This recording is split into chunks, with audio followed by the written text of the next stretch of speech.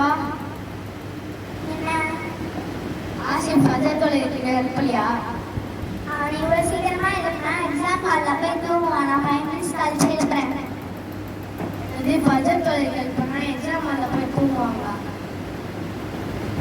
ஆசிரியர் எந்திரி போய் ஃப்ரெஷ்அப் ஆயிட்டு வாப்போ.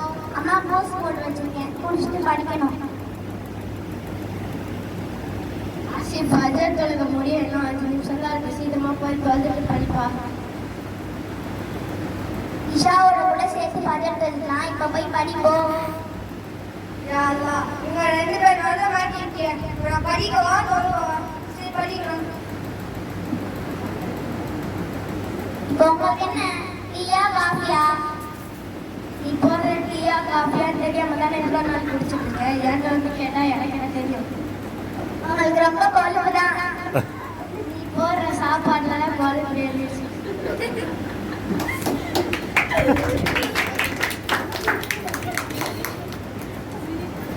காலையில 5 மணி ஆச்சு, பரபரன்னு வெந்துச்சு. இன்னும் இந்த பொழுது தூங்கிட்டே இருக்கா. ஏ வர்ஷினி எந்திரி. மா கொஞ்ச நேரமா. என்னடி கொஞ்ச நேரம்னு? ஒரு பொம்பளை புள்ள காலையில எந்தி வாசல் திருக்கி கோலம் போடணும். எந்திரி. எனக்கு எக்ஸாம் இருக்கு, நான் படிக்கணும். எப்ப பாரு இதே சொல்லு. காலையில ஒரு வேலை சொன்னா படிக்கணும்னு சொல்லு. பஸ் ஸ்டாண்ட் மட்டும் எடுக்காத. ஐயோ காலையில எதுக்கு லவுட் ஸ்பீக்கர் முன்னாடி எது கட்டிட்டு இருக்காங்க? நீ இருக்கல வாசல் அடிச்சு கோலம் போட சொல்லு. என்ன? ஆமா அதுக்கு தானே நான் இருக்கேன். துணி துவைச்சு பாத்திரம் துவைக்கி அதுக்கு தானே நான் இருக்கேன். உங்க பொண்ணுக்கு மாறாடி நினைப்பு, உங்களுக்கு மாறாத நினைப்பா. சரி சரி போய் காப்பி போட்டு கொண்டு வா போ.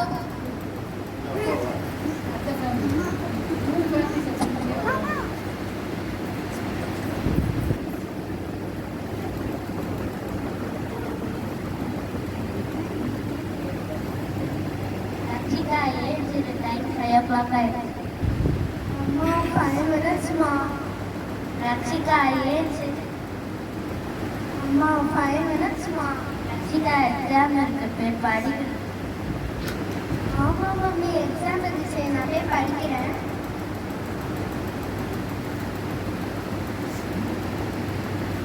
ரட்சிகா ஏஞ்சிட்டியாடா?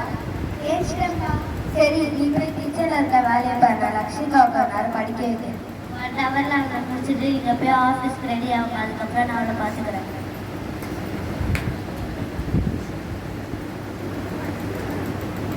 ஆசிரியர் எல்லாம் 1 mark தெரியுமா? எல்லாம் 2 mark தெரியுமா? தெரியும். இம்பார்ட்டன்ட் டீடைல்லாம் தெரியுமா? தெரியும். எல்லாமே தெரியுமா? எல்லாமே தெரியும். ஆன் டைமுக்கு சப்மிட் பண்ணணும். ஹேண்ட் ரைட்டிங்லாம் நல்லா எழுதணும். என்னன்னு டக்குன்னு சொல்லு. எக்ஸாம் ஹால் போர்டுல சொல்லி கொடுத்துறேன்.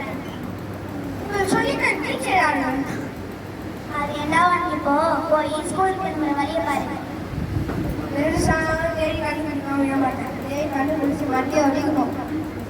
ஆசிரியர் உன் மைண்ட் வாய்ஸ் எனக்கும் புரியுது. நம்ம 2 பேரும் சேர்ந்து அவங்கள கண்டுபிடிச்ச மாட்டே வலிக்கலாம்.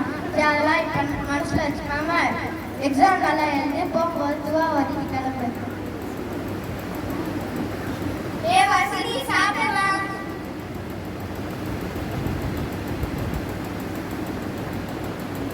எனக்கு எதுக்கு இத்தனை இட்லி? 2 இட்லி போதும்.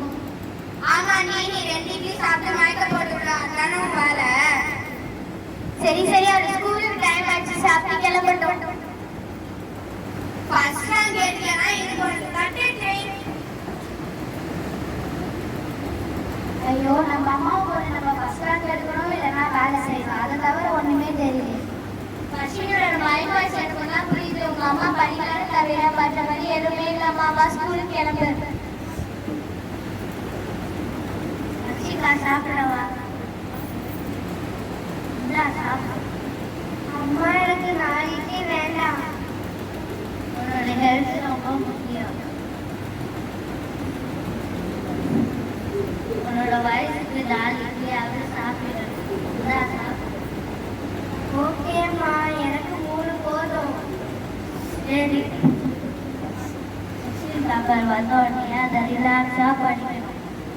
தெரியாத கொஸ்டின்ஸ் எல்லாம் பார்த்து பயப்படக்கூடாது. தெரிஞ்ச கொஸ்டின்ஸ் எல்லாம் ஃபஸ்ட்டு எழுதணும். மார்க்கை பார்த்து பயம் இருக்கக்கூடாது. All the best. வர்ஷிகாவா ஸ்கூலுக்கு போகலாம்.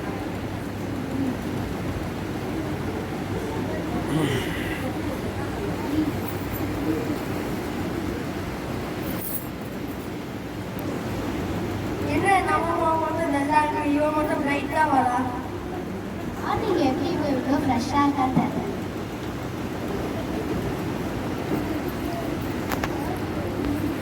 ஆசிரியர் எல்லாம் 1 மார்க் அட்டன் பண்ணியா? எல்லாம் பண்ணேன். எல்லாம் 2 மார்க் அட்டன் பண்ணியா? பண்ணேன். ஃபார்மாலிட்டி எல்லாம் அட்டன் பண்ணியா? பண்ணேன். எல்லாத்தையும் அட்டன் பண்ணியா? அட்டன் பண்ணலன்னு சொன்னா திட்டுவாங்க. எல்லாத்தையும் அட்டன் பண்ணேன். சென்டம் வருமா? போய் சொன்னா நல்லா பிடிக்கான்னு சொல்லிடுறாரு. ஏன் பார்த்துக்கலாம்.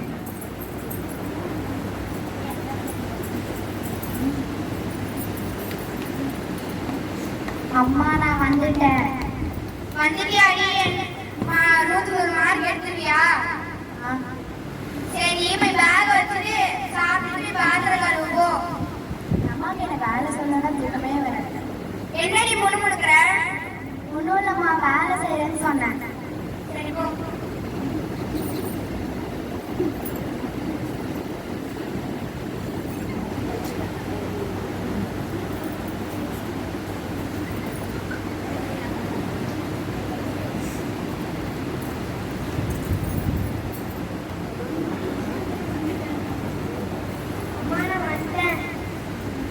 சரி நீ போய் ஃப்ரெஷ்ஷாக போய் ஃப்ரெஷ் ஆகிட்டு வா, நம்ம 2 பேரும் உட்காந்து டிஸ்கஸ் பண்ணலாம். அம்மா 60ல 70% வரும்னு நினைக்கிறேம்மா. பரவாயில்ல, நெக்ஸ்ட் டைம் இதோட பெட்டரா பண்றேம்மா.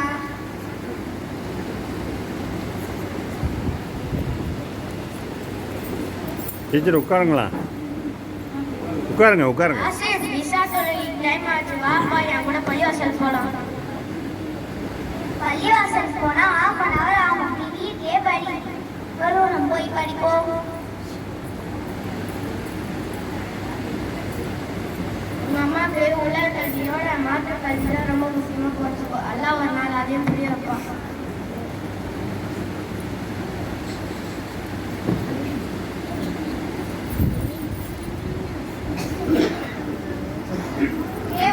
என்னடி குத்தி போனே பார்த்துட்டு இருக்க?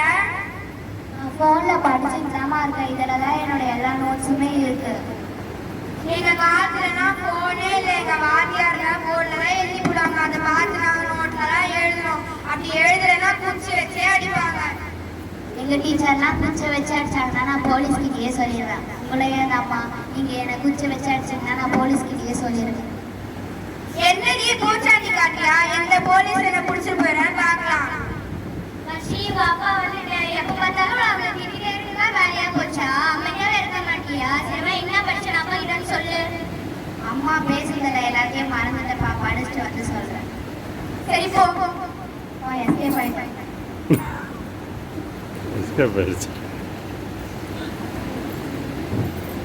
படிச்சிட்டியா? படிச்சுட்டேம்மா, இன்னும் கொஞ்சம் இருக்கு. சரி 10 minutes ரிலாக்ஸ் ஆகிட்டு திரும்ப வந்து படி. தொடர்ந்து படிக்கிறதுனால உனக்கு டயர்டாக ஆகுது. Good evening. குட் ஈவினிங்ப்பா. என்னம்மா எக்ஸாமுக்கு படிக்கலையா? படிச்சிருந்தேன்ப்பா. அம்மா சொன்னாங்க 10 minutes ரிலாக்ஸ் ஆகிட்டு படிக்க சொல்லி. சரி, அதுவும் சரிதான். சரி சீக்கிரமா படிச்சுட்டு வந்து சாப்பிடும்.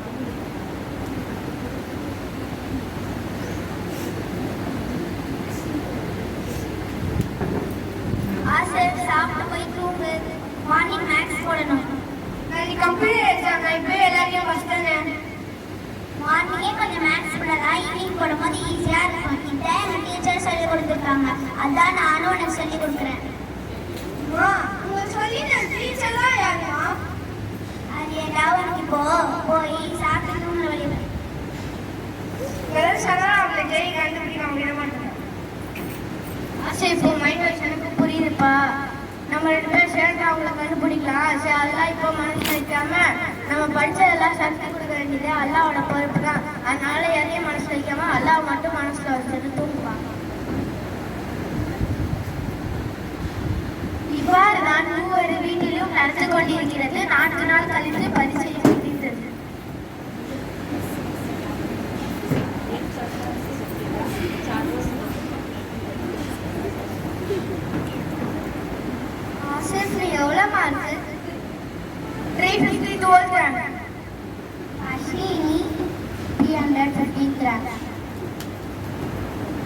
லக்ஷிகா நீ எவ்வளோ மார்க்கு? 428 ரேங்க். ஆசிஃப் நீ நல்லா தானே படிப்ப, என்ன ஆச்சு? அதான் எனக்கும் தெரியல, அம்மாவும் நல்லா சொல்லிடுறாங்க, நானும் நல்லா தான் படித்தேன். உங்கள் மம்மி டீச்சர் தானே, அவங்களுக்கு சொல்லி தருவாங்கல்ல. அதான் எனக்கு ப்ராப்ளமே. அஸ்வினி நான் நல்லா தான் படித்தேன். என் கான்சன்ட்ரேஷன் ஃபுல்லாகவே டைவர்ட் ஆகுது. எக்ஸாம் ஆகலையுமே எங்களுக்கும் கீழே தானே இருந்தேன். சரி, அதை விட கங்க்ராச்சுலேஷன்.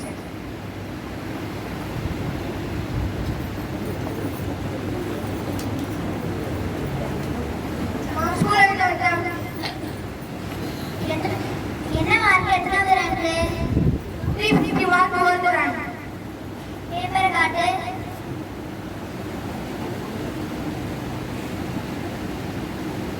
ஒன்றும் பிரச்சனை இல்லை, சில கொஸ்டின்ஸ் மறந்துட்டேன். உனக்கு மெமரி பவர் கொஞ்சம் கம்மியா இருக்கு. ஒரு நல்ல டாக்டர் கிட்ட போய் பார்த்தா எல்லாம் சரியாயிடும்.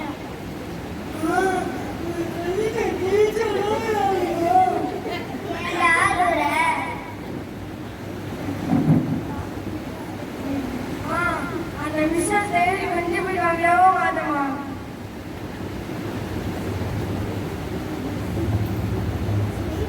என்னாச்சுப்பா? நானும் நல்லா போச்சு, அம்மாவும் நல்லா சொல்லிட்டாங்க. மார்க் கம்மியாயிடுச்சு. அம்மா சொல்றாங்க கம்மியா இருக்கும், நல்லா டாக்டர் கிட்ட போய் பார்க்கணுமா? சரி விடு, நம்மளா ஹாஸ்பிட்டல் போய் பார்க்கலாம். நீங்களே கவலை சொல்றீங்க. ஏன் சொல்றேன்னா, உனக்காச்சும் மெமரி பவர் தான் கம்மியா இருக்கு, அவளுக்கு அந்த மூளையில இருக்க பவரே கம்மியா இருக்குப்பா. அதனால தான் ஹாஸ்பிட்டல் போய் பார்க்கலான்னு சொல்றேன். ஹாஸ்பிட்டல்லாம் போகலாம் வேணாம். அவங்க டீச்சர் இருக்காங்களா, அவங்க புரிஞ்சு கண்டுபிடிக்கணும். டீச்சர் சொல்லி டீச்சராக இருக்காங்க, அம்மாவாவே இல்லை. அதெல்லாம் வேணாம்ப்பா. இந்த உலகத்துல சிறந்த துவா தாயோட துவா தான். அதை அவ செஞ்சாலே போகணும், எந்த பிரச்சனையும் வராது. யார்கிட்டையும் எந்த டாக்டரையும் பார்க்க தேவையில்ல.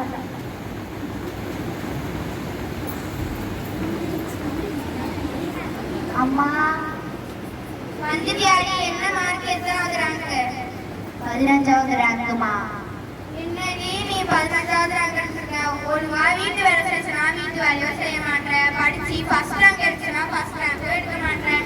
நீ என்னதான் பண்ண போறியோ தெரியல. போ வர்ஷினி, போ. உங்க அப்பா வந்துட்டாரு. என்னவாச்சு? உங்க பொண்ணு 15வது ரேங்க் எடுத்துருக்கா, என்னன்னு கேளுங்க. என்னாச்சு? இல்லப்பா, நான் நல்லா தான் படிச்சேன். கான்சன்ட்ரேஷன் ஃபுல்லாகவே டைவர்ட் ஆகுது. அம்மா எப்போ பார்த்தாலும் கத்திக்கிட்டே இருக்காங்க. சரி, நான் உங்க அம்மா கிட்ட பேசுறேன். உங்க அம்மா மேல இருக்கிற பாசத்தினாலமா அப்படிலாம் பேசுறாங்க. உங்க அம்மா கிராமத்துல வளர்ந்தவங்கள, அவங்க படிக்கலான்னு தவிர மற்றபடி எதுவுமே இல்லம்மா.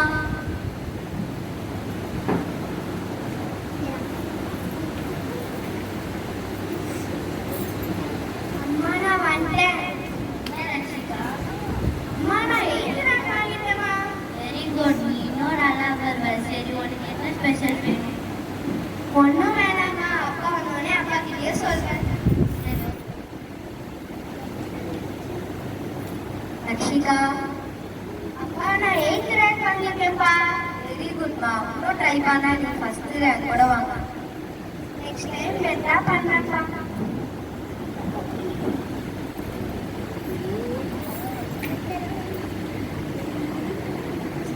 ஸ்கூல் போகிறேன். கிளம்பிட்டியாப்பா? கிளம்பிட்டேன். சரி, போகிறதுக்கு முன்னாடி நான் சொல்லிக் கொடுக்குற துவாவை சொல்லிட்டு பாப்பா. என்ன துவாப்பா? நான் சொல்றதே சொல்லுப்பா. சரிப்பா. பிஸ்மில்லாஹி பிஸ்மில்லாஹி தவக்கல்து அலல்லாஹ் ஃபி அமானில்லாஹ் லா ஹவ்ல வலா குவத்த இல்லா பில்லாஹில்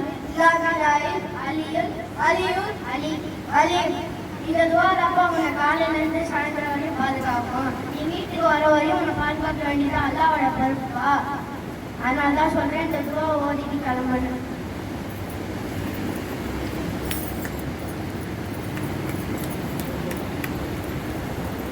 வர்ஷினி கிளம்பிட்டியா? கிளம்பிட்டப்பா, அம்மா கிட்ட சொல்லிட்டு வந்தது. என்னடி அம்மா மேல கோவமா? இல்லை.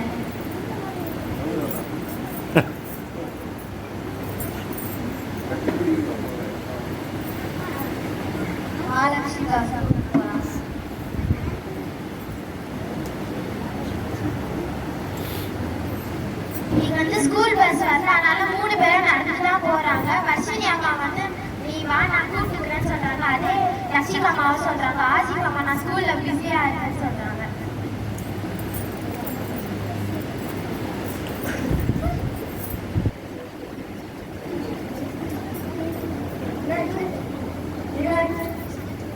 யார் செஞ்சிருவாங்க அல்லா உன்னை காப்பாற்றிட்டான்.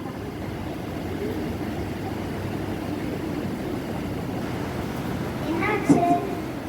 கால் பண்ணி எடுத்துச்சோ ரோட்ல ஒரு கால் பண்ணி வந்துச்சு. அந்த காப்பாற்றி சொன்னா அது யார் செஞ்சிருவோம் இன்னைக்கு இவங்க காப்பாற்றணும்னு சொன்னாங்க.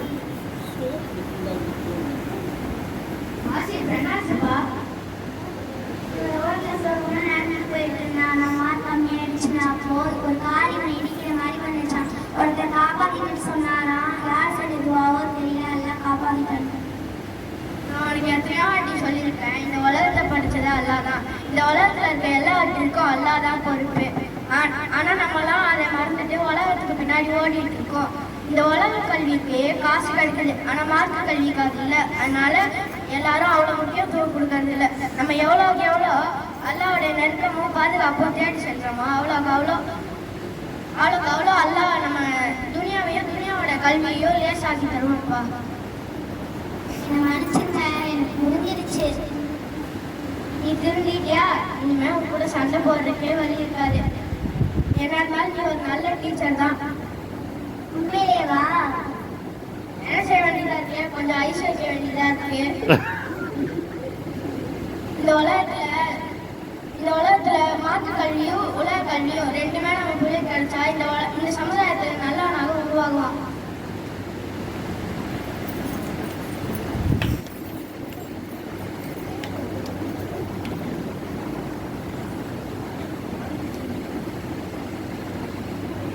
இது நெசியா தானே? இது நம்ம ஸ்கூல்ல வேலை செய்யறவங்க தானே?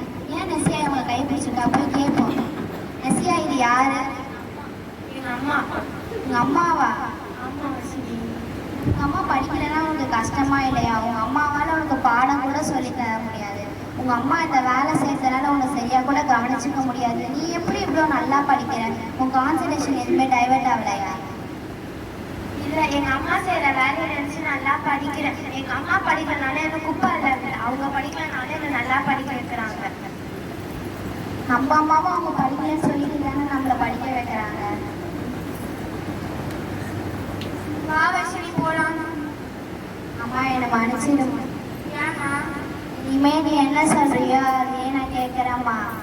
நானும் உங்ககிட்ட பல முறை நீதானம்மா சொல்றேம்மா, ஒவ்வொரு பிள்ளைங்க கொஞ்சம் வேலை செய்யணும், இல்லைன்னா உங்க ஆரோக்கியம் தான் மொத்தமும் போயிடும். செவர் இல்லாம சித்திரம் வரைய முடியாதுமா, ஆரோக்கியம் இல்லாம படிக்க முடியாதுமா. என்ன வர்ஷினி, என்ன உங்க அம்மா அமைதியா இருக்கா? துப்பிட்டாளா? எப்ப பாரு எல்லாம் பண்ணீங்க. அப்பா இனிமே அம்மா என்ன சொல்றாங்களோ அதுவே நான் கேட்க போறப்பா. நீ புரிஞ்சுக்கிட்ட ரொம்ப சந்தோஷமா. உலகில் மிக உயர்ந்ததான நம்ம தாய் பசவங்கள கோபம் கண்டிப்பு எல்லாம் நம்ம கலந்துருக்கோம். பெற்றோர்கள் இழந்த பிள்ளைகளும் பெற்றோர்கள் புரிந்து கொள்ளாத பிள்ளைகளும் இந்த சமுதாயத்தில் கெட்ட வழியில் போவாங்கம்மா. அதனால பெற்றோர்கள் பிள்ளைகளை புரிந்து கொள்ள வேண்டுமா, பிள்ளைகளும் பெற்றோர்களை புரிந்து கொள்ள வேண்டுமா.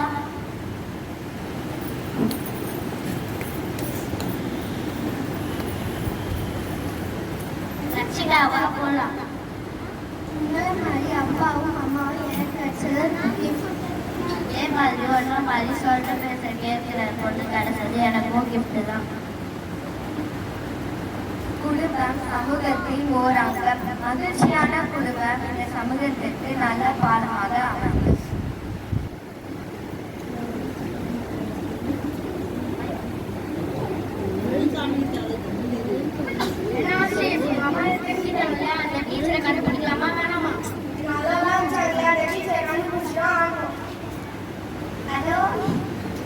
அது யார்? அது டீச்சர்னா